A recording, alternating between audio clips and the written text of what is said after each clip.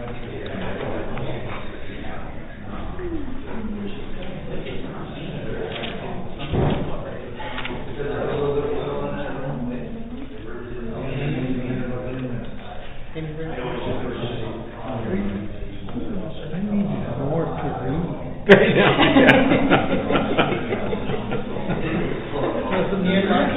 had to give Larry a cart yesterday with the reading materials.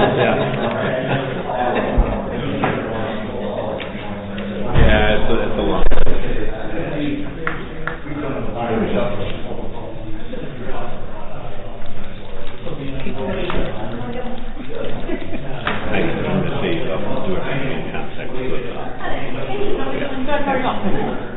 And I'll be editing first.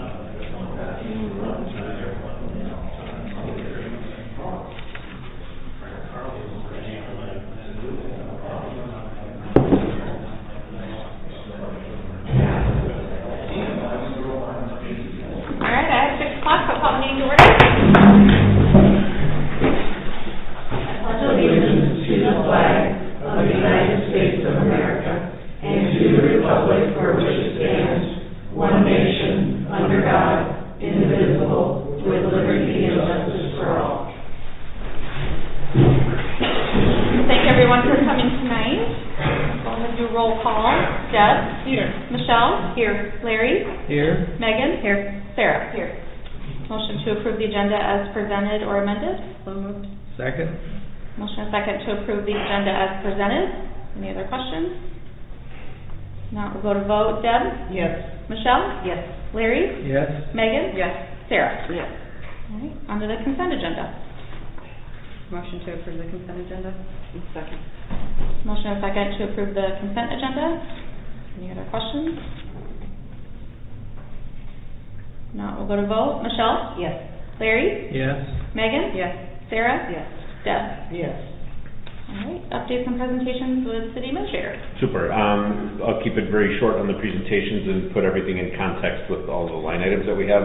One thing that's not in here that I do want to point out is that the pool committee and the management of the pool had a fantastic fundraiser last Friday night. I think they raised around $900 net for the pool this year, so we're really happy with how that went, and everything went very smoothly. And yeah, so good job all around. Everything else will be within the line items. Okay. Any questions? Now we'll move on to new business. Number 9, public hearing for August 6th, 2025 for ordinance 2501, amending the Strawberry Point zoning code, establishing a zoning board. So moved. Second. All right, motion and second to open the public hearing at 6:01. Great. So as we've been discussing over the last several meetings, the need to have a zoning board for zoning variances. You have the document in here that talks about the structure of the zoning board. It will be myself, it will be an elected official, and it'll be a member of the city team, you know, like the public works team. This will expedite, any zoning variance requests. We'll have all the expertise we need at the board table to be able to make those decisions in the zoning board. And then the structure is basically the zoning board will meet when needed, and that means when we get a request in for a zoning variance. And the zoning board will meet. It is a quasi-judicial board, meaning it has some weight. And if an application is turned down by the zoning board, the applicant has the right to appeal to the entire city council, where it would require a supermajority to overturn the ruling of the zoning board. So that's the nuts and bolts of it. I can answer any questions about the subtleties if you have any, but we've been working on it for a few meetings, so I think you're all pretty well informed on it.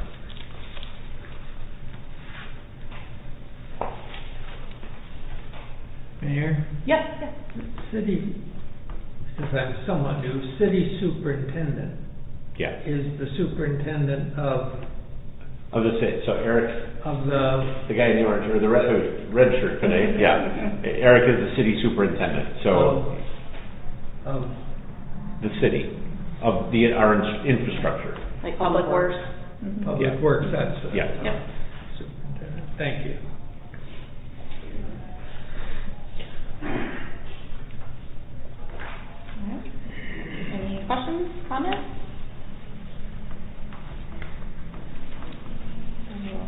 Take a motion to close the public hearing. You should probably ask if there's any public Are comment. there any public comments? I don't think there are, but I'll make the motion to close the public hearing. Second. Motion and second to close the public hearing at 6:04. Go to vote. Larry? Yes.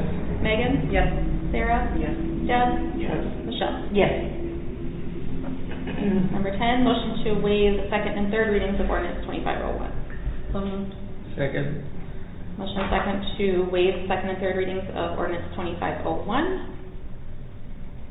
We'll go to vote. Megan? Yes. Sarah? Yes. Deb? Yes. Michelle? Yes. Larry? Yes. Number 11, motion to adopt ordinance 2501, amending the Strawberry Point zoning code, establishing a zoning board. So moved. Second. Okay. Motion and second to adopt ordinance 2501. Any other questions? Not, we'll go to vote. Sarah? Yes. Deb? Yes. Michelle? Yes. Larry? Yes. Megan? Yes. All right. Number 12, public hearing for August 6, 2025 for ordinance 2502, amending the Strawberry Point zoning code regulating carports. Make motion to open public hearing. Second. Motion and second to open the public hearing at 6:05. Great, thank you, Mayor.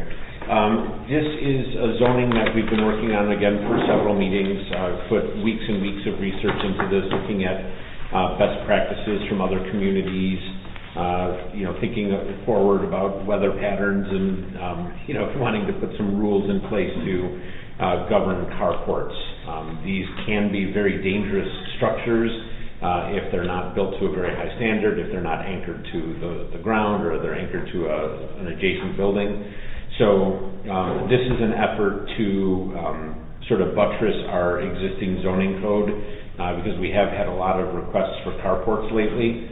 And before the carport additions got out of hand, we wanted to, have some zoning regulations in there. So the zoning that we've been researching and propose is a somewhat aggressive in terms of quality needed for carport structures. They have to be able to withstand very high winds, because you don't want them blowing around town. They have to be anchored to the ground and to an adjacent building if they're, next to a building. They have to be over a paved or a graveled, parking spot. Can't just be sitting on, on ground.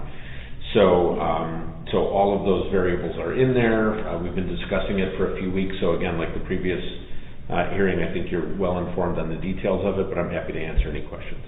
Are you grandfathering in any people that currently have one or more, or? Yes, typically that's how it's done, with the exception of when a property is sold. So let's say there's a property that has a carport now, they will be able to keep it under the old lack of rules, but when that property is sold, as part of that sale, they're required by law to update it to the current code.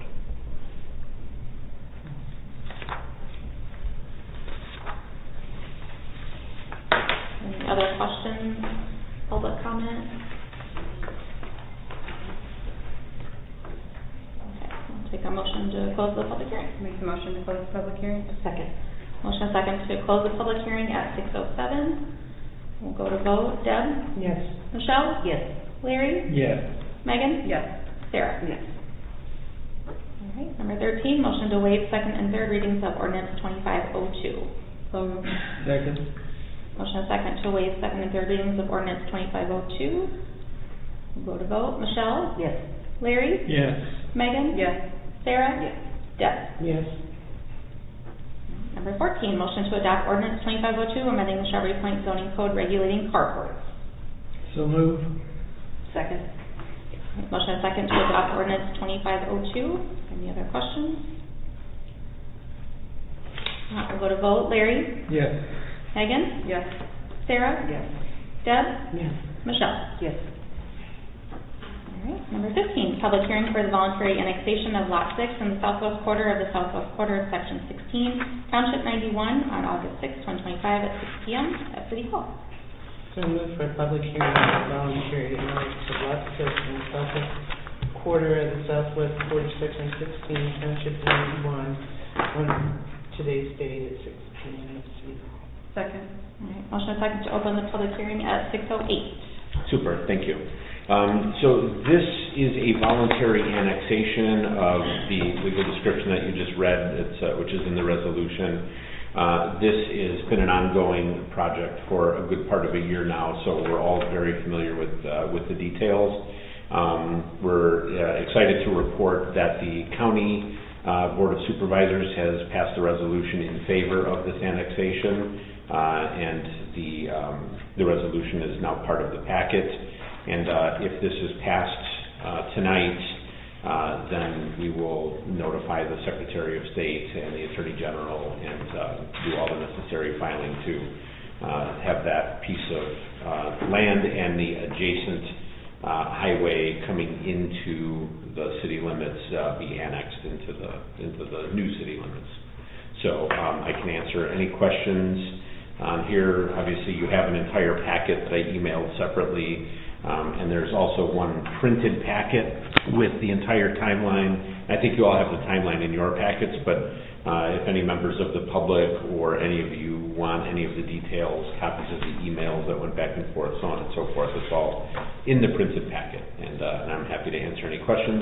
And I believe we have representatives from BARD here if there's any questions for them.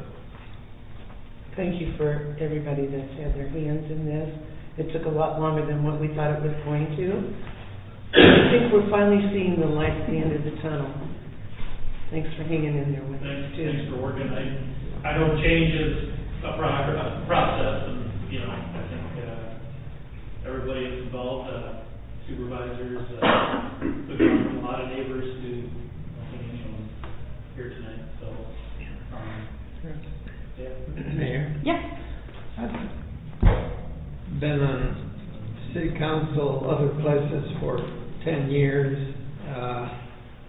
I was impressed with the thoroughness with which you put all this material together and the depth to which you covered the different corners, you know, of the issue where there could be some concern or argument, I guess you could say. So I appreciated that and the material that you put out, and I was impressed with the whole thing, and especially the flagpole, is it? Annexation, I guess that's the isn't that the kind of a name for it? The term, yeah. Yeah. Never saw one of those before, so that was new to me. Thank you for that thoroughness. Any public comment, questions? Motion to close the public hearing? Second? All right. Motion second to close public hearing at 6:12. We will go to vote. Megan? Yes. Sarah? Yes. Deb? Yes. Michelle? Yes. Larry? Yes. All right. Number 16, Resolution 2544, approving the annexation of Lot 6 in the southwest quarter of the southwest quarter of Section 16, Township 91, on August 6, 2025, at 6 p.m. at City Hall. So moved. Second? Okay. Motion is second to approve Resolution 2544. Any other questions? If not, we'll go to vote. Sarah? Yes. Deb? Yes. Michelle? Yes. Larry? Yes. Meg? Yes. All right. Thank you guys very much. Thank you. Thank you. All right. Number 17, Resolution 2545, appointing Sarah Gilson as council liaison to the fire department. Also move resolution 2545, appointing Sarah Gibson to the, as city council's liaison to the fire department.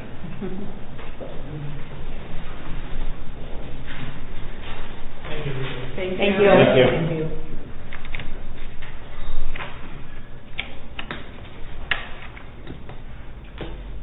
Second?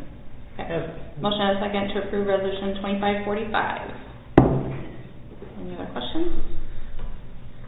Now we'll go to vote. Deb? Yes. Michelle? Yes. Larry? Yes. Megan? No. Sarah? Abstain. All right. Number 18, Resolution 2546, approving the urgent need to bury an electric line. So moved. Second. Motion and a second. Great. If you could come up and explain this one, that would be appreciated. Sure. And speak loudly so we can get it on the microphone. All right.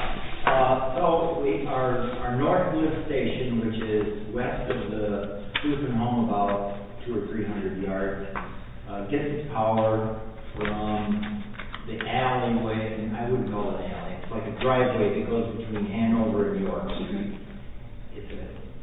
Where the wires, it's high voltage line, where the wires went, it's extremely rugged, we've never done any tree trimming there, and it's really a bad area, gullies and just a bad area. So about a month and a half ago, apparently we had a tree fall down, take the wires down. I have not even been able to walk to where the tree fell down on the wires. It is so rugged, it's almost impassable, you almost can't get there. So that just was not a good area to have power lines going down to that station. So we came up with a plan to come from the high voltage junction cabinet that feeds the Lutheran home, the Gurnam Center, and skirt along their moat area in the back there, and then go down the roadway that goes over to the lift station, which is city property eventually, and then repower that. I have a quote from Elmkey, I'm working with Elmkey Plate on that, and West Union Trenching. West Union Trenching, on their part of it, they thought about $14,000. I don't know if that's exactly, I don't know if that's everything.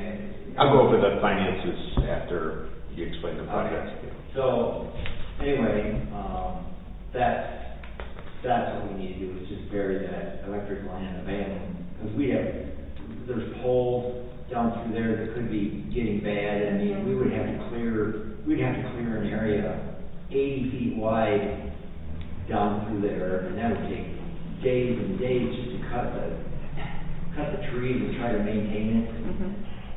Price of poles and that sounds like it's really We spend more dangerous. than we would bury in the lines. No. So, and so what's happened in the meantime, which we have a certain amount of storage capacity there, and Eric can attest to this, we bought a generator so that we can run the pumps because we were getting behind. And then with all that rain, that 7 inches of rain, that really made it worse. So right now we're, how much a day? Eric left. He left. $50 a day, is it? $50 to $60 a gas tank. Yeah. And we have to put gas in, what, 3 times a day? We're now down to, we work on that 3 times a day. So when we looked at the numbers side by side, it's gonna cost more to continually run lines, clear brush, buy gas, so on and so forth. So we have a quote from Al Mickey Clayton, and our estimate is about $14,300. In the resolution, I've got a not to exceed limit of $20,000. We're sure there's going to be some ancillary costs that come up. So we think we'll be able to do the whole project inside of $20,000. I do want to point out this is not a budgeted or capital improvement plan. So we'll be looking to shave this amount off of something else that we were going to do so that we can stay within our annual budgeted amount for capital improvements. So I want to make sure that that's clear for everybody. Whatever definitely needs to be done, that's very yes. Absolutely has to be done, like higher priority than anything Yes. else we have. Yeah. Yes, definitely. Alright. Any other questions? If not, we'll go to vote. Michelle? Yes. Larry? Yes. Megan? Yes. Sarah? Yes. Deb? Yes. Alright, thank you guys very much. Number 19, Resolution 2547, approving the purchase and installation of the HVAC system for City Hall's common areas for an amount not to exceed $2,500. Seconded. Alright, motion and second. Great. So you'll notice when you walk into the building, it's really hot, and then when you walk into here, it's nice and cool. And that is because our unit in the hallway has just gone way beyond its useful life, and to the point where it's going to start costing more money to maintain it than it will be to replace it. What's happening also on this agenda, as you'll see, is the front hallway project, so we'll make sure that everything is coordinated. But since they're sort of two separate issues, I didn't want to put the two in as the facade improvement, so that's why you're getting them on separate things. We do have an estimate here for about $2,000. $1,923.50 is the quote that we received, and it's in your packet. And I believe in the resolution I've got $2,500 in case there's a couple of extra expenses that come in there. So that's that, and he's been out here several times to fix or do what he can to make that unit run, and it's just not working. So that just cools what? That cools the front hallway, the basically any part of the building that's not in here. It cools engines. Yeah. If we're doing that. Yeah, it's, like this is on one system, and that will take care of pretty much everything else in the building. Alright, any other questions? Not, we'll go to vote. Larry? Yes. Megan? Yes. Sarah? Yes. Deb? Yes. Michelle? Yes. Alright. Number 20, Resolution 2548, approving the City Hall entrance project for an amount not to exceed $60,000 and authorizing the city administrator to execute agreements to commence work. So moved. Alright, motion and second to discuss. Great, so this is a project that we've discussed in the capital improvement planning. The front of the building is bowing, the glass and the doors are not working, so I am waiting on final numbers with everything included, but I believe the resolution has enough of a buffer. What this will do is take out the glass doors that are in the front, sort of brick up the side panels with similar stone, and then put 2 glass doors in. Those doors will be ADA compliant with a button so that people can get in and out of the building safely. and we're expecting the work to start in the next couple of weeks. And we're making accommodations. We're going to have to move the drop box to the other side of the building, and we'll be open by appointment. We'll make it very easy for people to get to the city hall, and we'll probably meet them at the back door and bring them in for any official business that they need to conduct here. And no more snow blowing for the winter, hopefully. Hopefully not. Yeah. Yeah. All right, any questions? Now we'll go to vote. Megan? Yes. Sarah? Yes. Deb? Yes. Michelle? Yes. Larry? Yes. Resolution 2549, nominating the electrical rate mix purchase options with Dairyland Power. Make a motion?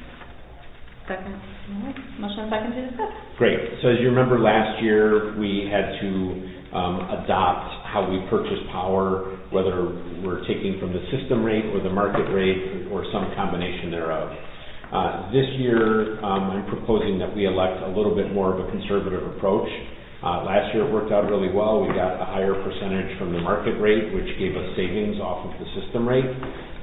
But now the market rate and the system rate are within 8%. And there's, it's getting to the point where I don't think it's worth the risk, to go 60-40 or even 50-50. With all the things that we're facing in the next year, we still have inflation. We've got all sorts of things going on in the energy sector. And I anticipate that the market rate is probably not going to go down substantially. So I think the risk to reward ratio in an 80-20 mix, 80 being the system rate, which is a guaranteed rate, and the 20% variable market rate, will give us enough savings on the 7 to 8% differential that it is right now. And if we can see that for 4, 5, 6 months, then even if it goes over by 7 or 8% for 6, 7, or 8 months, we'll pretty much average out to the system rate. If the market rate stays where it's at or below, then we'll have some moderate savings, but not as well as we've done in the past. But this does protect our bottom line. So that's my recommendation, and certainly happy to answer the questions. This is something that we against this is good about. Yeah, I wish I had a crystal ball. Yeah, it's. I think that's fun. Yeah, it's like if it was a 20% difference, I'd feel really comfortable taking a bigger risk because it's not going to turn overnight. No. But at 7 to 8%, like one little swing. Yeah. So.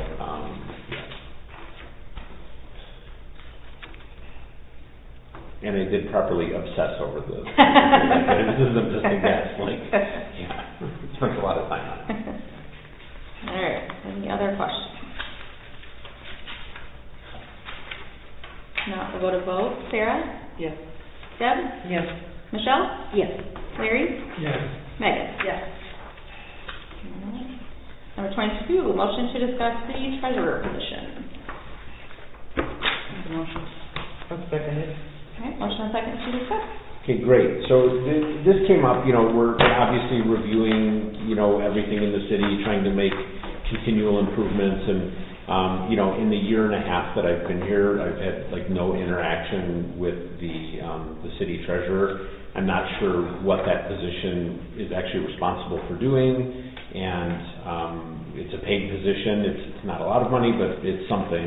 And so given the fact that we have, a full cycle of financial reporting, quarterlies, annual reports, everything, audits, I had some questions in the packet about what the council thought about keeping that position, eliminating that position. Obviously, it wouldn't eliminate it through its current term, but it would take it off as a city position moving forward. And I thought after a year and a half of having no role for that position, I thought it was time to discuss it.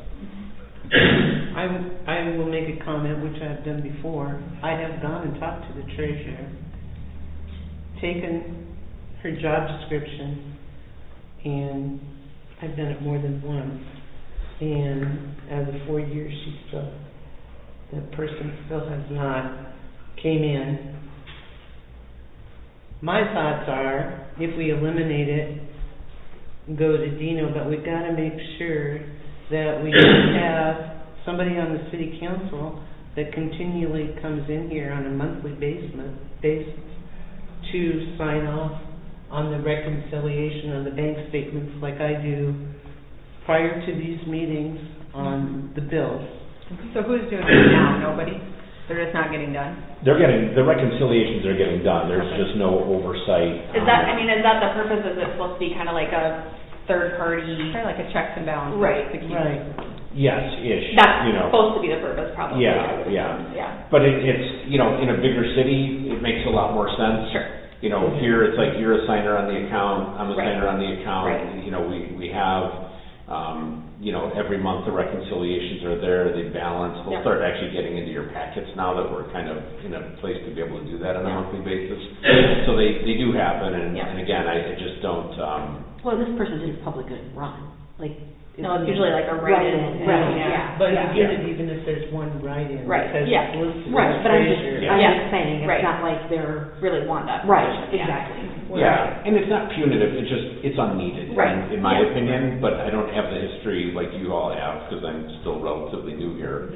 But, you know, as far as I'm concerned, if a city council member signs off on our bank reconciliations, that is enough oversight, you know, than having a third-party treasurer that's paid for literally what will take 1 minute a month to look at a reconciliation, see that it balances, and sign off on it. In the year and a half that I've been here, every single bank reconciliation balances to the penny.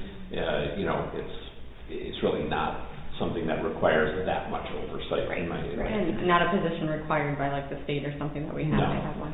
No, I did the research with the state, and the city established that position at some point, I couldn't figure out when, by a resolution, and we can eliminate it by a resolution as They had some well. issues a few years ago. What was that? They had some issues a few years ago. Yeah, Oh. do you want to elaborate? What? You want to elaborate? I think some previous worker was paying their personal bills with credit card. Yeah. Yeah. So, so I just wanted to get some input from the city council on what you all thought, and if you think that we don't need the position, I would bring forward some documents in a process that would basically replace that role with a city council member. Or if you thought just for that extra layer, and you wanted it, then I would bring forward a document that we could take to the treasurer and say, these are the new rules moving forward, and this is what we need out of I that think role. it's good to have checks and balances, don't get me wrong, but I mean, I also think the person that's currently doing it, if they're not doing it, that's a problem, Yeah. right? Yeah, But I think it's a good position to have. I think it's, if somebody would do it or want to do it appropriately, that would be great. yeah. But the problem is we can't withhold, I mean, we can't not pay that person if they're not going to do the. Correct. Right? I mean, Yeah. so Yeah, that's kind of where you're stuck behind, Yeah. between rock and a hard place. yeah, it's, you know, and again, nobody's looking to throw anybody under the bus. No, Like, no. it is what it And is. is it up every year, or Yeah. every 2 years? Or 4? Do we know? Probably in two. It goes for the 2 years. I'll look up and see when the term ends. I don't know what the date is. But, yeah, I think that oversight could be provided by the city council. You know, the sole purpose of it is bank reconciliations. And, you know, if that happens to be, you know, somebody who's not the signer on the account, with the mayor and myself being signers on the account, you know, any other city council member could look at it and, you know, and just look through and see. I mean, every bank reconciliation has every transaction in and out of the bank. You know, it would take minutes each month. Maybe it's something we get rid of, and then, you know, we could always decide later down the road if we needed it, we can put it back in place. Or if we can I would- rotate through it like every, 6 months or something, so that we all have eyes on it, and it's not just one person.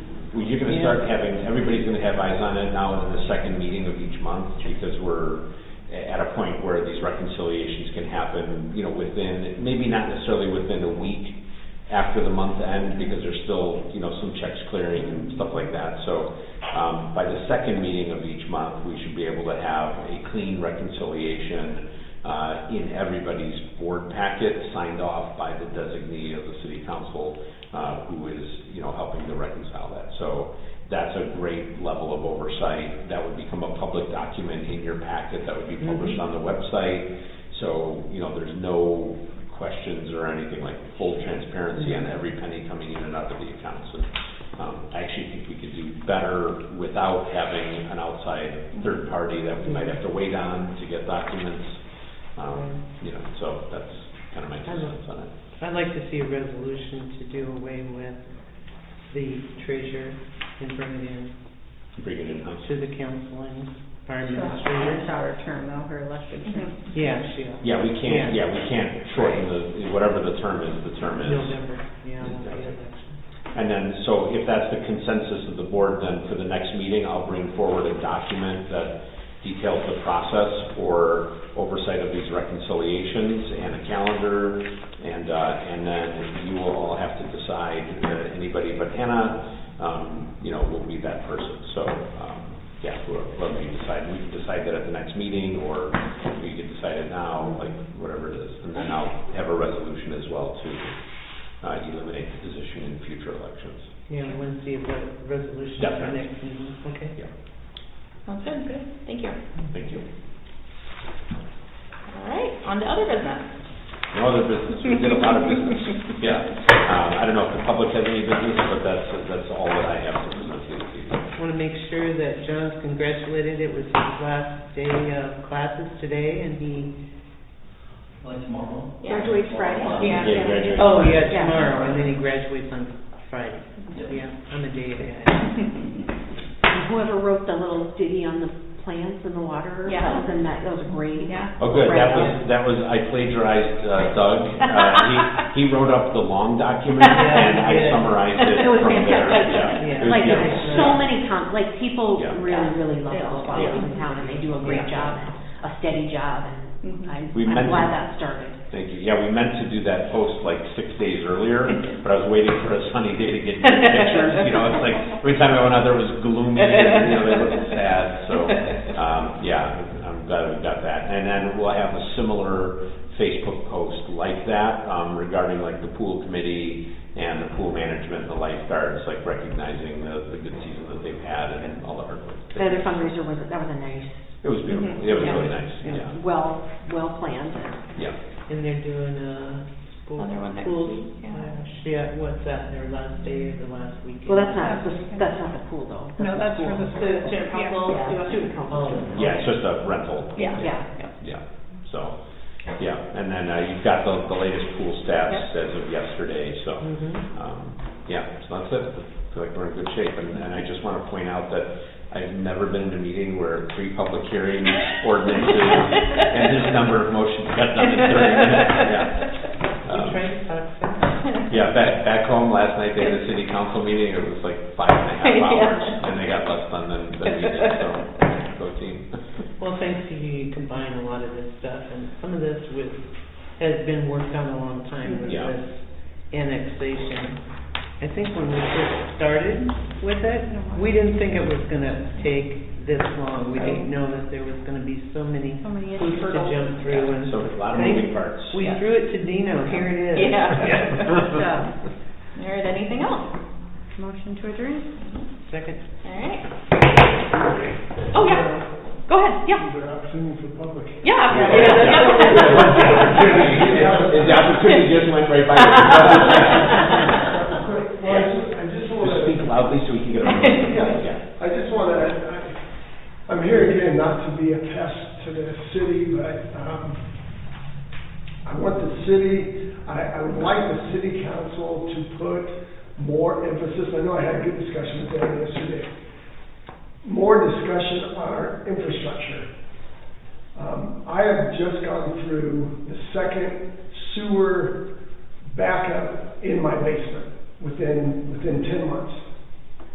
I've lived at 207 Cherry since 1994. Up until the last 10 months, 0 problems. In the last 10 months, I've had 2 major sewer backups that have been very, very costly to me and my family. It's been disgusting to work in. It's been awful financially. This past week, we cut our vacation. We were in Arizona visiting our new grandbaby. We had to cut that a day short to get back here to deal with our sewer problem that was in our basement. Our basement is actually our garage slash, it's unfinished, it's a concrete floor, but it serves as our garage. But there has to be, Eric has been so good to help us and he didn't, this last one we were around, but the previous one, last October, there was a big clog down at the junction of Locust and Cherry Street. There's obviously a pinch point there that is causing backup. And it comes to, when there's a backup, it hits our place first. And I'm basically getting tired of it. And probably if I added everything together that it's cost us with my time off work, my wife's time off work, our cleaning supplies, this last one cost me a new water heater, a new garage door, a freezer, a stand-up freezer. So our monetary cost is probably up in the $15,000 right now. I turned this last bill into insurance, but I'm not sure what they're going to do, and I'm afraid they're going to up my premium for filing the claim. I don't know for sure, but that's usually the case. But we can't confidently leave our home when we know a storm's coming and relax because the threat of a sewer backup is going to be in our basement again. It is very difficult for us to leave when we know there's a possibility of a storm coming or something happening.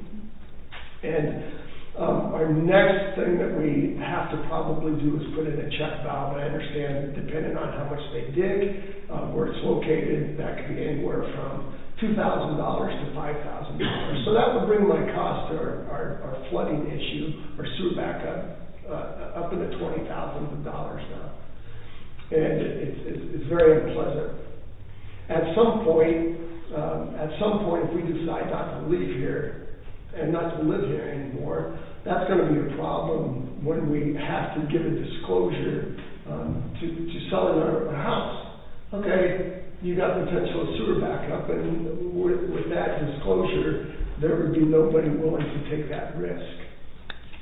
And I strongly believe that it's the city's responsibility to have lines that will adequately disperse the sewage at the proper time, at the proper amount, so that I don't have to incur costs, time off, heartache, ruining my vacation, lack of sleep, and all of that.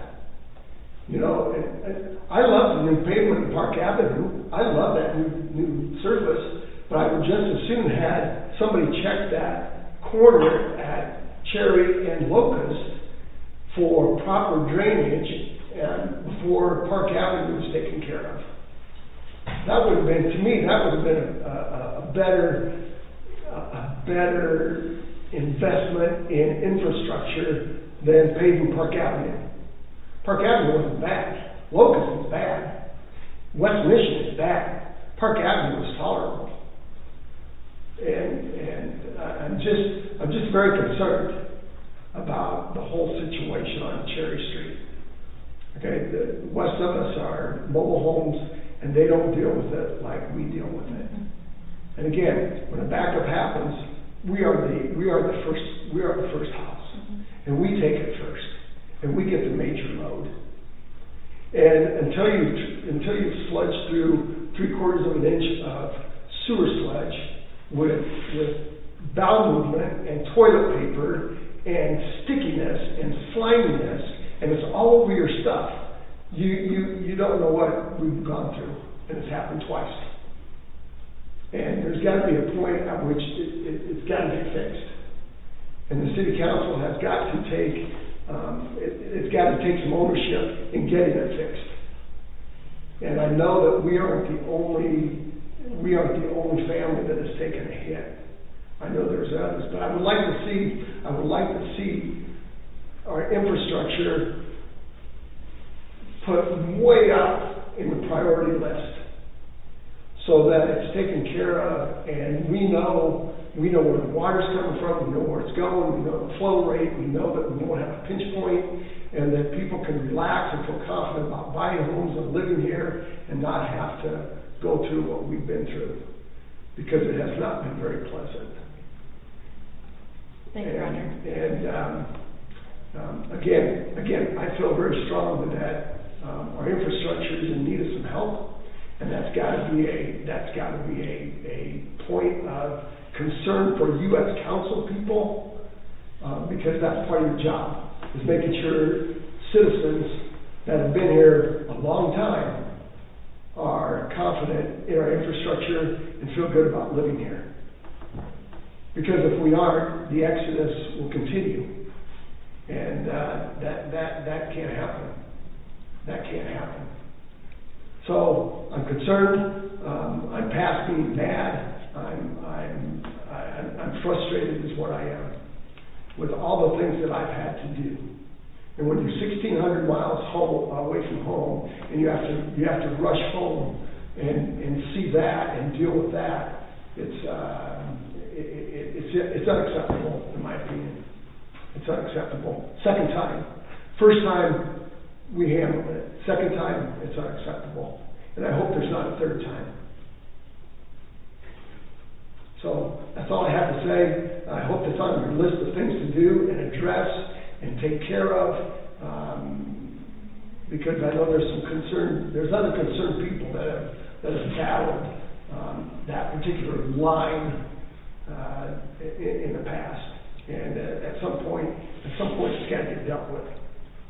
I know it's going to be very costly, and I understand that where that line is located, it's going to be very costly, and it's going to be a huge project to fix it, whatever needs to be fixed.